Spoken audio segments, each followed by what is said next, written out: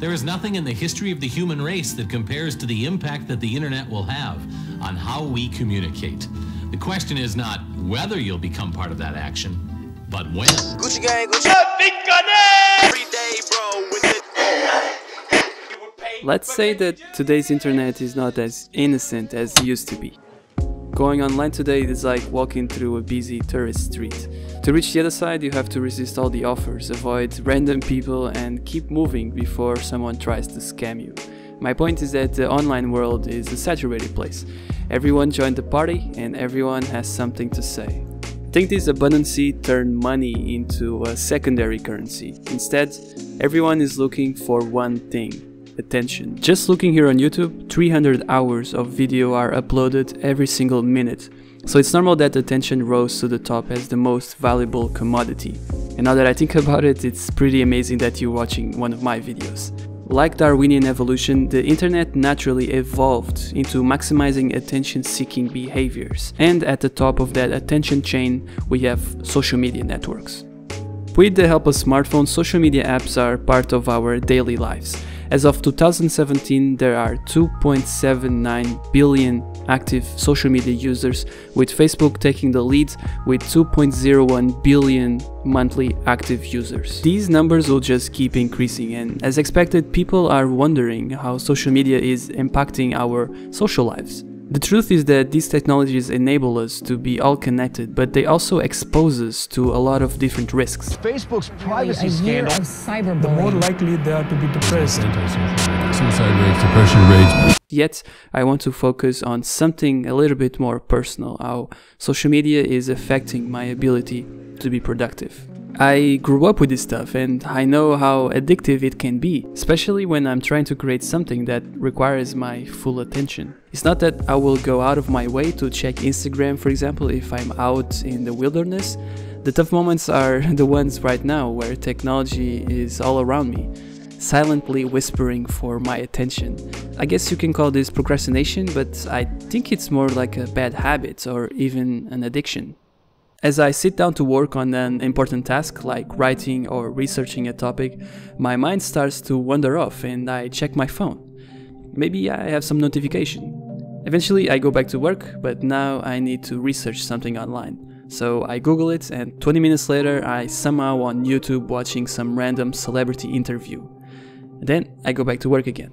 This cycle continues over the day, literally shattering my attention into small chunks. My willpower takes a pretty good hit every time I do this, and my ability to focus gets more and more debilitated. At the end of the day, I feel pretty tired, but it's not because I accomplish much, it's just because it takes a lot of energy to switch back and forth between distraction and work. Yet, despite all the negatives, I still think that social media is pretty awesome. As a content creator, it allows me to share my work with people who enjoy it and need it. My podcast is a good example of the benefits of social media. I interviewed 7 guests so far, and 4 of them I discovered and first connected with them via Instagram.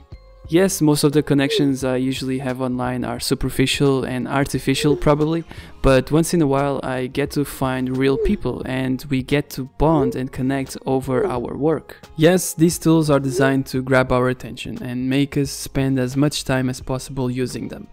But to be honest, I want the same from you.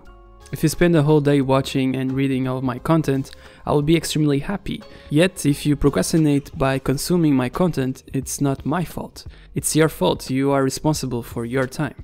I understand that Facebook and YouTube have teams of engineers constantly trying to hack our attention, but at the end of the day, we are still in control. Like our emotions, we have to take responsibility over our ability to choose how we spend our time.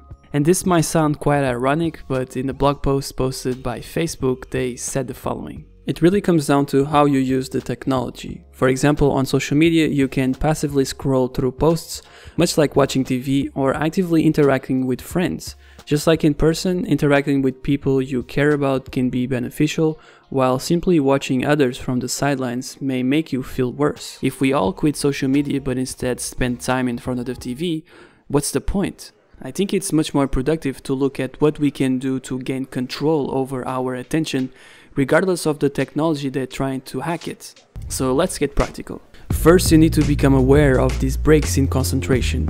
Go to the link down below and print this sheet. Place it next to you every time you work, and every time you get the urge to go on social media, note it down. This urge will sometimes win over you, so as soon as you catch yourself distracted, stop, note it down, and return to work. Over time, you'll become much better at detecting these moments of weakness, and soon enough, you'll be able to do it and stop yourself. Second, turn on airplane mode. This works more or less like a second layer of protection, and you should enable it both on your computer and phone. If you cannot stop yourself from going to social media, you'll be greeted with a polite reminder to go back to work. If you need to research something online, for example, create a list of the things you want to search, and then you can do them all in one go. And finally, indulge with care. Remember that once you go online, every major website will be optimized to grab your attention by the face. Avoid the feeds, turn off all autoplay features, and remember how precious your attention is for your ability to be successful. If you want to go deeper into these tactics, I compiled some tools and simple hacks that you can implement to create an extra layer of protection. You can visit the blog post associated with this video for more information. And remember that technology will only get better over the years, showing you information based on your past searches. Yet, if you want to change yourself, you have to make a conscious decision to decide what type of content you want to consume in the future. I wanted to address you guys personally. Thank you so much for joining the channel. I've been noticing a lot of new subscribers coming in, I think especially because of the Ido Portal video, so thank you so much. Best thing you can do is just appreciate the content and learn something. That's the purpose of this type of video. So guys, thank you so much, and I see you on the next video. Bye.